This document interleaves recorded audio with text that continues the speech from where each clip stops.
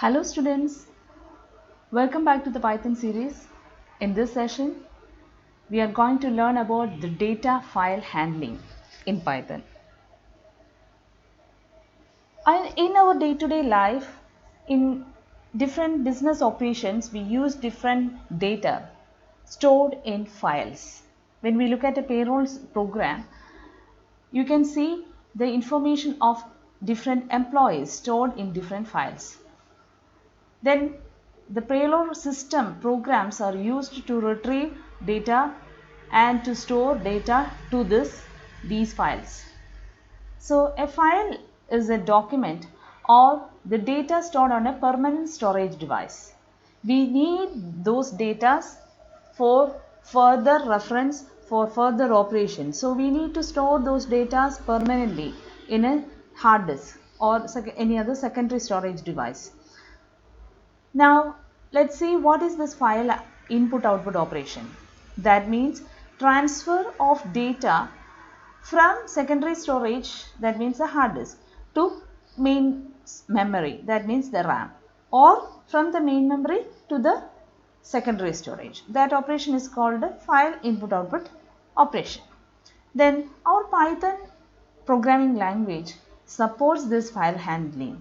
You can read a file, you can write to a file, or you can add extra information to a file, you can search a particular information from a file. All those operations are possible using Python. Then how the flow of data happens. Suppose from the user, if you want to put some information to the hard disk, first it need to be transferred to our RAM using our program. Our program inputs some data and those data will be there in RAM, and from the RAM we are permanently storing those data to the hard disk. And if your user needs some information stored on the hard disk, then those information need to be brought to the RAM, then to the user. Now what is the purpose of using a file? See, to store the data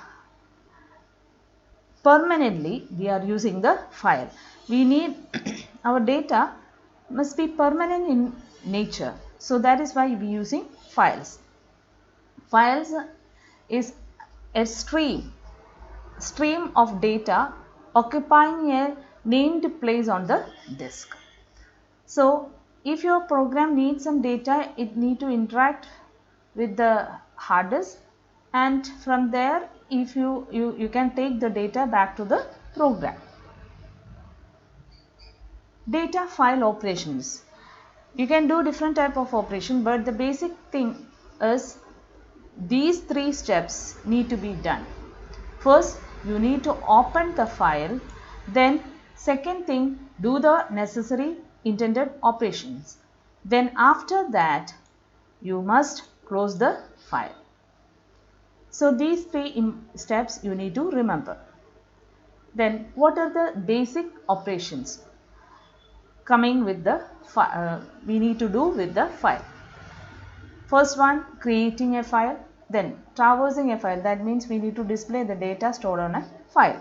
Appending data, that means or to an already existing file we need to add some extra data. Then inserting data, deleting data, then creating a copy of the file or updating data in a file. These are the basic operations we normally do with a file.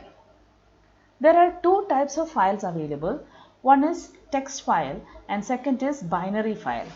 Text file means it's a sequence of characters, maybe of ASCII or Unicode format. It's a coded format. So this is some sequence of characters only. Then after each line there is a terminating character, special character is there. We call it end of line character. End of line character, which we normally EOL, that means end of line character.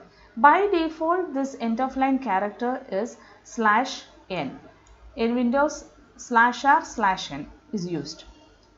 Then some internal translation taken place when we see this EOL character. That means, see, when this EOL character comes, at that point that line will be converted to the binary basic format on which the data is stored inside the system.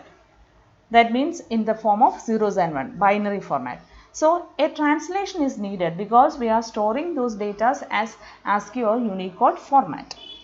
Then let's see the binary file. Binary file contains data in the same format in which we store the data in the memory. That means in the forms of zeros and ones itself. That is why the name binary file. So we are storing in the same format. So no translation, no delimiter character needed, no translation also needed. So binary files are easier and much faster comparing to the text file because this translation are not taking place in the case of binary file. It is in the same format we store inside the computer. Now let's see about the file systems. As you all know, file system means we have a drive. Within that different directories will be there, and within that we store the files. So files means different types of files, CSV files or Python files or PNG, JPEG, any types of files. And directory means folders, and the name for that is folders, container like. Okay, so anyway we always start from the root directory. If in Windows case it is C:/ or D:/ like that, we start from there. The C is the drive name, then you can specify the folders or folder, etc, etc, etc. Now we need, before coming to the actual file opening, we need to understand how we can specify the file name. There is two ways of specifying the file name. One is absolute and second is relative. Absolute means with absolute path means with the drive, folder, subfolder, everything if you are telling the drive name. Leading / or drive label including that. For example, look at this example. Absolute path C:/Windows/system32/ message service.dll. The entire from the drive name is C, then this folder, subfolder, everything is mentioned here. That is absolute path. But look at the relative path. Here relative path, two methods are there. See, in this the last one we are just telling the file name only, but in this subfolder system32 is also mentioned, then the file name. So relative path means we are not telling the entire path, then it looks at the current working directory, then it looks for that file in the current working directory. So whenever we say a relative path, it add the current working directory to that relative path, then it will find out the file from the hard disk. So if you want to see the current working directory, you can use this getcwd function from the OS module. You can just import the OS module and you can check your current working directory. Or if you want to apply path join, you can use this function.